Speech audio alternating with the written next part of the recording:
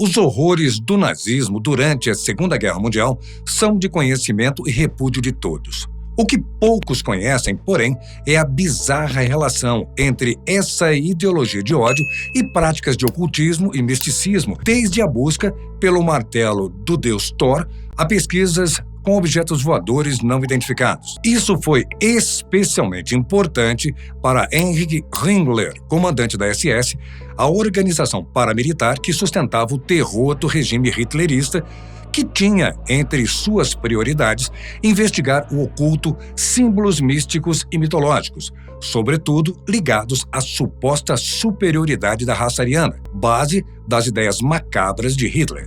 A lança do destino. A primeira obsessão de Hitler, que o marcou desde a sua infância, foi a lança do destino, também conhecida como lança sagrada ou lança de Longino. Longino teria sido o centurião que perfurou o flanco de Jesus na cruz e virou o nosso popular São Longuinho. O jovem Hitler visitou essa suposta relíquia em um museu na Áustria e ficou convencido de que ela possuía um poder capaz de mudar o destino do mundo ou de vencer uma guerra mundial. Ele acreditava que a lança sagrada conferia ao seu possuidor habilidades mágicas, incluindo a imortalidade e a capacidade de vencer inimigos, e se inspirou na lenda de Carlos Magno, no século VIII, que teria conquistado 47 vitórias consecutivas empunhando a mesma lança, falecendo somente no dia em que a abandonou. Durante toda a Segunda Guerra Mundial, a lança cuidadosamente guardada em Nuremberg e só foi recuperada pelas forças norte-americanas pouco antes da queda do Reich, um episódio que, alimentado por profecias e símbolos, virou mito. É importante ressaltar que parte do fascínio em volta da lança mistura relatos, documentos com tradição oral e mitológica. Não há como provar sua veracidade, mas se sabe que foi encontrada em Jerusalém, possivelmente no século V, pelos cruzados. O artefato se encontra hoje no Palácio de Homburg, em Viena. O martelo de Thor. Na busca pela ligação entre a ideologia nazista e a mitologia nórdica, outro objeto lendário que foi buscado por soldados e pesquisadores nazistas foi o martelo usado por Thor, o deus nórdico dos raios e trovões. A arma do filho do deus dos deuses, Odin, é conhecida como Mjolnir e se tornou hoje uma referência na cultura popular, devido ao sucesso dos personagens baseados na crença e explorados pelas histórias, quadrinhos e filmes da Marvel. Himmler era um dos mais fanáticos nazistas a cultuar a estranha mistura de mitologia e crendice na qual se baseava a religião dos partidários de Hitler, e via na ligação com deuses pagãos do passado uma forma de distanciar o regime nazista do cristianismo, ligando-o à tradição guerreira dos vikings. Muitos acreditavam que esse povo que conquistou a Europa e fundou países teria uma relíquia que poderia ser o tal martelo de Thor. Para os nazistas, encontrar tal artefato poderia animar o povo alemão e, quem sabe, levar o país a vencer batalhas. O chefe da SS ia além da crendice. Dentro do órgão paramilitar, havia uma unidade de pesquisa com recursos quase ilimitados e garantidos pelo próprio Hitler para essas buscas, contando com arqueólogos e cientistas. Os nazistas tentaram encontrar o martelo místico em museus de vários países, coleção de amuletos particulares, peças não catalogadas e onde mais a imaginação mística levasse. Obviamente, nada encontraram. A tapeçaria de Bayeux, a complexa teia mitológica que baseava o ocultismo nazista, via outro objeto como fundamental para provar a tradição cultural superior dos alemães puros. A tapeçaria de Bayeux, com seus 70 metros de comprimento, retrata 58 cenas, a conquista normanda da Inglaterra em 1066 e a famosa Batalha de Hastings. Foi tirada da França após a rápida ocupação alemã em 1940 e levada para um local secreto, tendo sido só mais uma de centenas de obras de arte roubadas pelos nazistas durante a Segunda Guerra Mundial, muitas ainda desaparecidas. A obra, que é tombada pela Unesco como Patrimônio Histórico da Humanidade, foi emprestada este ano para uma exposição em Londres, mas retornou para Bayeux. oeste da França, onde passará por uma restauração que deve durar 5 anos. Os petróglifos de Bushland. Outra obsessão atribuída aos nazistas são os petróglifos de Bushland, na costa da Suécia, que originaram fantasias de uma escrita ariana ancestral. São inscrições rupestres de 2.700 anos que, para a confusa e deturpada fantasia dos alemães, poderia levar ao conhecimento de uma tecnologia ancestral desconhecida. As buscas eram patrocinadas por Ahnenerbe, oficialmente chamada de Sociedade para a Investigação e Ensino da Herança Ancestral Alemã, que agia praticamente como uma unidade secreta dentro da SS. A Ahnenerbe teria enviado expedições para coletar moldes das inscrições, fotografias e relatos etnográficos para serem pesquisados em Berlim. Embora a maioria das inscrições tenha sido descoberta na segunda metade do século XX, acredita-se que os nazistas já tinham conhecimento de sua existência. Há relatos de que muitos desses trabalhos foram mal executados pelos cientistas, já que estavam limitados e obrigados a encontrar somente o que Hitler queria saber, e não o que os símbolos realmente diziam. Os métodos questionáveis de análise também teriam promovido danos irreparáveis ao material, infelizmente, e até hoje não sabemos de fato o que diziam. A Arca da Aliança. Outra busca da mística ciência alemã da época é nada mais que o objeto mais sagrado descrito pela Bíblia, a Arca da Aliança. A arca seria um grande baú de ouro em que o povo hebreu teria guardado as tábuas de pedra com os mandamentos ditados por Deus a Moisés, contendo também a própria essência divina. Ela seria supostamente o centro do primeiro templo de judeus em Jerusalém, quando chegaram à Terra Santa depois da peregrinação de 40 anos pelo deserto, segundo a tradição judaico-cristã. Em algum momento, entre a destruição do primeiro templo e a edificação do segundo pelo rei Salomão, a arca teria sumido. Sabe-se que no tempo de Jesus Cristo, ela já não mais existia. Pesquisadores e crentes acreditam que ela teria sido levada para a cidade de Axum, na Etiópia, onde teria sido protegida pela igreja ortodoxa local, uma das mais antigas do mundo. Durante a guerra, o país africano vivia sob o domínio da Itália fascista aliada a Hitler. A Etiópia era vista pelos nazistas como um local de grande interesse arqueológico e espiritual. A conexão da arca com a linhagem de Salomão e a rainha de Sabá reforçava a crença de que ali poderia estar uma das chaves do poder divino. Alguns relatos afirmam que emissários tentaram negociar o acesso à arca com sacerdotes etíopes, mas sempre encontraram resistência. Para os nazistas, a arca seria a fonte de enorme poder místico, capaz de mudar os rumos da guerra em andamento, podendo derrotar exércitos inteiros, derrubar muralhas e emitir uma energia avassaladora. Parte dessa crendice foi a base, aliás, para o roteiro do primeiro filme da saga do aventureiro Indiana Jones,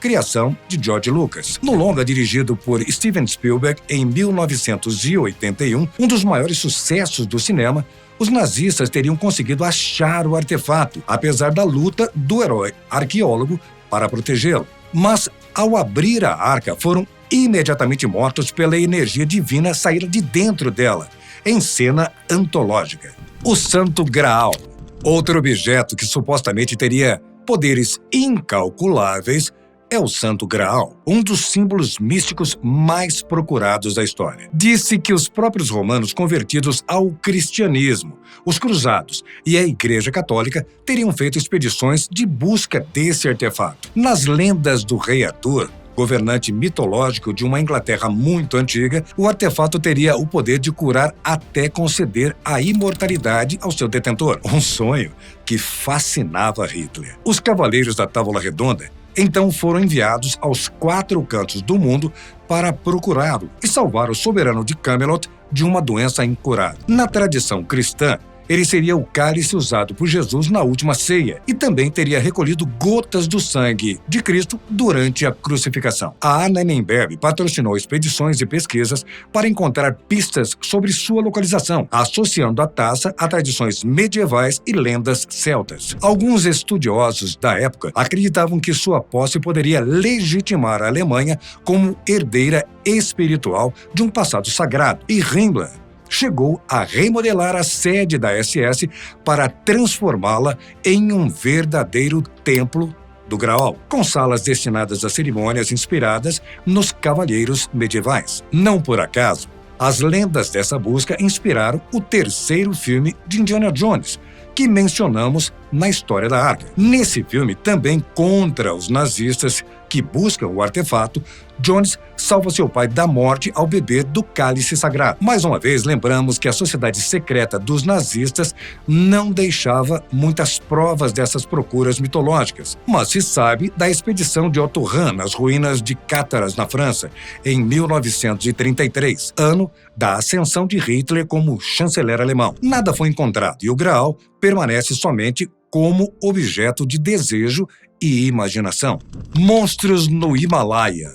Mistérios e lendas envolvem praticamente todas as expedições nazistas organizadas pela Ahnenerbe e financiadas secretamente pela SS.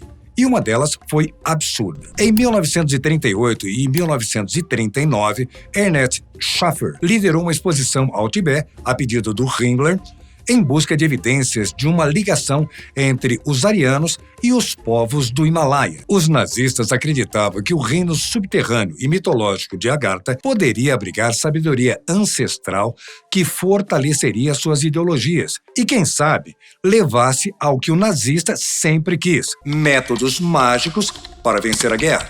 A expedição enfrentou o clima hostil e a altitude extrema, mas suas filmagens resultaram em documentários e registros etnológicos que foram usados para a propaganda política, algo importante ao setor de publicidade nazista gerido por Joseph Goebbels. Há relatos de que parte da missão secretamente também investigou lendas sobre criaturas misteriosas, incluindo o Yeti, uma espécie de pé grande da região. Schaffer e sua equipe coletaram testemunhos locais, fotografaram pegadas e trouxeram ossos e peles de animais, que muitos acreditavam estar ligados ao lendário abominável Homem das Neves. Embora análises posteriores tenham mostrado que esses achados eram restos de ursos e outros animais, a narrativa de que os nazistas buscavam monstros nos confins da Terra permaneceu viva, alimentando a fama de Ahnenerbe como uma organização mais interessada em mitos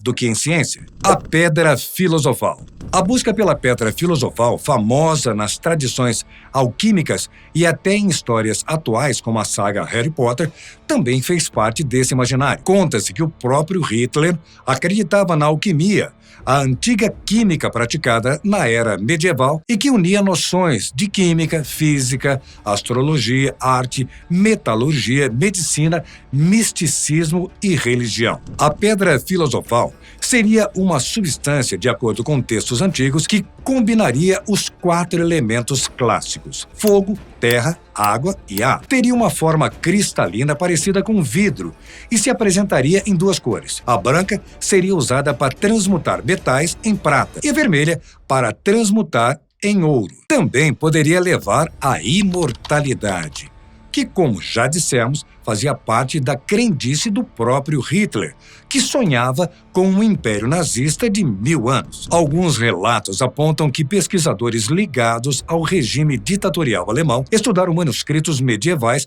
e até textos orientais em busca de pistas sobre a existência e produção da pedra. Há quem diga que esses estudos serviram como base para experiências mais modernas em laboratórios, que visavam prolongar a vida ou fortalecer soldados. O que se sabe de fato é que, sem substâncias mágicas, os nazistas abusavam de substâncias químicas estimulantes, como a cocaína, droga pela qual o próprio Hitler se viciou. Atlântida.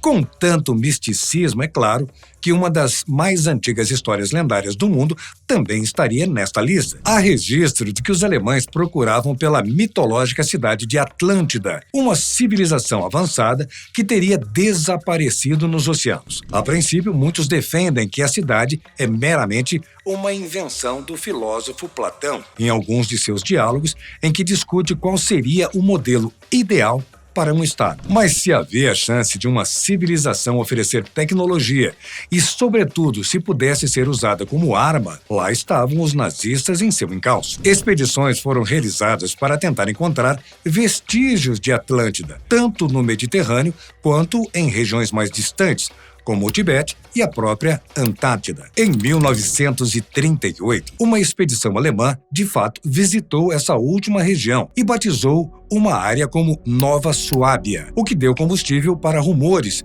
de que o Terceiro Reich teria iniciado ali a construção de uma base secreta, aproveitando o isolamento e as condições naturais para esconder pesquisas avançadas. Segundo as versões mais populares dessa lenda, a Alemanha nazista teria usado submarinos para levar equipamentos e cientistas até cavernas de gelo capazes de abrigar instalações subterrâneas. A narrativa se ampliou com a Operação High Jump, organizada pelos Estados Unidos em 1946, um ano após o fim da guerra e com Hitler já morto. Sob o comando do almirante Richard Byrd, oficialmente, a missão tinha caráter de treinamento militar e mapeamento aéreo, mas para os entusiastas da teoria, ela seria uma resposta a uma possível base nazista no continente gelado. Entre as especulações, surgem ainda histórias de que os aviões em formato de disco, armas secretas e até membros da elite do regime teriam encontrado refúgio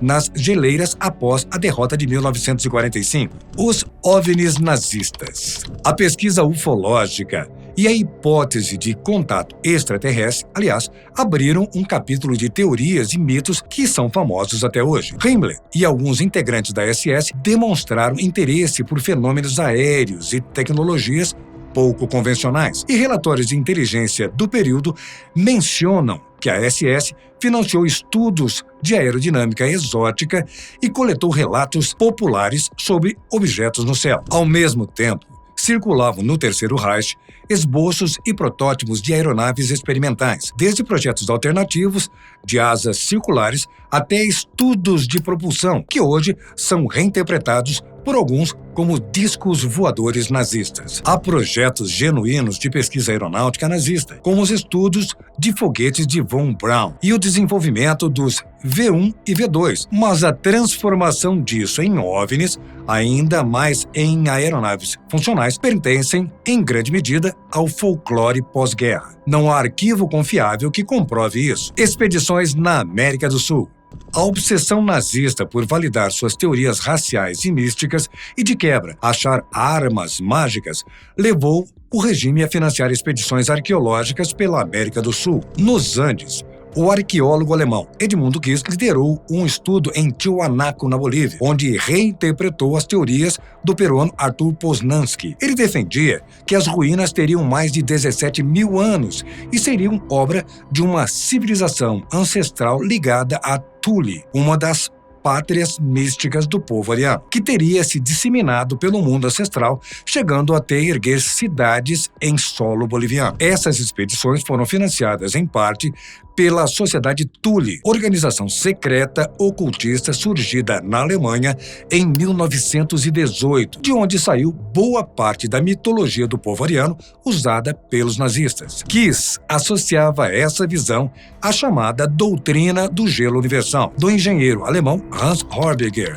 um dos mais entusiastas teóricos da pseudociência da época, que sustentava que a humanidade teria passado por ciclos cósmicos de congelamento e renascimento. Paralelamente, entre 1935 e 1937, a expedição alemã Amazônia-Jari percorreu áreas remotas da floresta brasileira, sob o pretexto de pesquisa científica, mas sempre cercada de suspeitas sobre segundas intenções. O episódio mais simbólico foi a morte de Joseph Greiner, um dos expedicionários enterrados sobre uma cruz com a suástica, que acabou se tornando uma espécie de marca da presença nazista na selva. É nesse mesmo contexto que surgem teorias de que os nazistas teriam buscado relíquias como as enigmáticas caveiras de cristal, artefatos cuja origem é cercada de controvérsias e que, para alguns esotéricos, conteriam conhecimento de civilizações perdidas. Outra vez, os filmes de Indiana Jones abordam essas histórias. Desta vez, no quarto filme da série Indiana Jones e a Caveira de Cristal, em que o protagonista enfrenta outra vez os nazistas na busca pelo artefato misterioso. Somam-se ainda especulações de que essas expedições teriam conexões com a busca por reinos místicos como Shambhala e Agartha, descritos em tradições orientais como centros subterrâneos de sabedoria e poder espiritual. Embora não haja provas concretas de que tais objetivos tenham sido alcançados, a convergência entre arqueologia, mito e ideologia nazista consolidou a imagem de um regime disposto a atravessar oceanos, selvas e montanhas em busca de evidências para seus delírios históricos, místicos e macabros.